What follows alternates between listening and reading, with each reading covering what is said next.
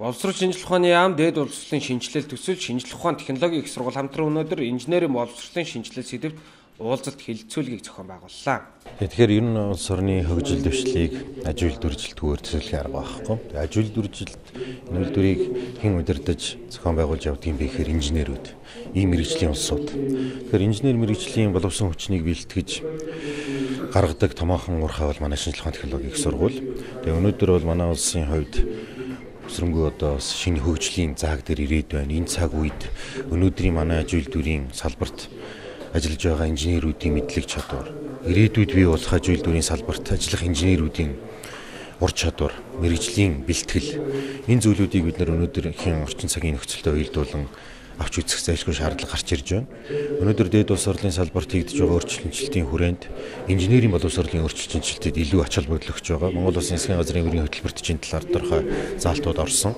Тоос уулзалт хэлэлцүүлэгт яам төрийн байгууллагууд инженерийн боловсон хүчин бэлтгэдэг их дээд сургуулийн удирдлага, ажил олгогч нарын төлөөлөл оролцсон бөгөөд төрийн сойрхолт инженер нацаг ням оролцож инженерийн боловсрол ба инновац сэдвээр ихтгэл тавьсан юм а. Бид энэ үеэр түнтэй уулзаж ярилцлаа. Нэг юм дээр андуураад байна л да.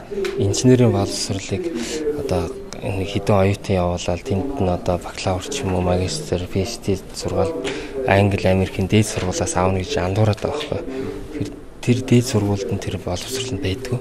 Тэр үйлдвэрт нь байдаг. Тэр үйлдвэрлэлийн хувийн нууц өмч байхгүй. Хувийн өмч. Тэр хувийн өмчийн мэдээлэл эзэс сургууль дээр байдгүй. Харин ч манай сургууль тэр дээд боловсрол нь илүү байхгүй. Тийм болохоор би тэнд ажилд орох давуу талтай байсан. Тентгийн магистр би сурлаа ш. Тэнгүүд манай бакалаврт үздэг юмнуудаас дор юм үздэг юм л. Тэгэхээр бид нар боловсрол хамаагүй илүү Монголда. Боловсрол нь байна практикал нөгөө алхмууд байдгүй. Ягаад тэгэхээр нөгөө манайх чинь бүх юм импортоор авдаг ш. Тийм болохоор нөгөө үйлдвэрлэлийн юм хийх хэрэгцээ байхгүй болчиход байгаа байхгүй. Бүх юм гаднаас 20 жил авцаа. Тэгээ яг энэ засгийн газар ч арай өөрөө байхгүй. Дуулууртаа одоо та нар хийх чадвал хийгээд биднэрт боломж олгож ш. 20 жилийн боломж гараагүй.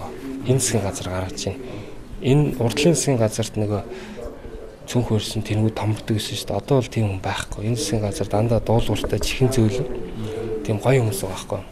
Бас хийх боломж олгож байна. Хийж чадчих юм бол ингээд цаашаа явсаар аваад зах зээлд одоо гавьяа байгуулсан компаниудад те яам инженерийн яамд хийдэг ажлыг өгөх боломжийг одоо тавьж байгаа байхгүй. Ер нь манай улсын инженерийн боловсрол маш сайн бөгөөд гагцхүү практик дадлага хийх орчин, ажлын байр хомс байгаа гэдгийг тэрээр хэлж байлаа. Харин Монгол Улсын засгийн газраас аж үйлдвэрийн салбарт ихээхэн анхаарал хандуулж байгаа энэ үед инженерийн боловсролыг шин шатанд гаргах ажлыг ярилцж байгаа нь чухал юм аа.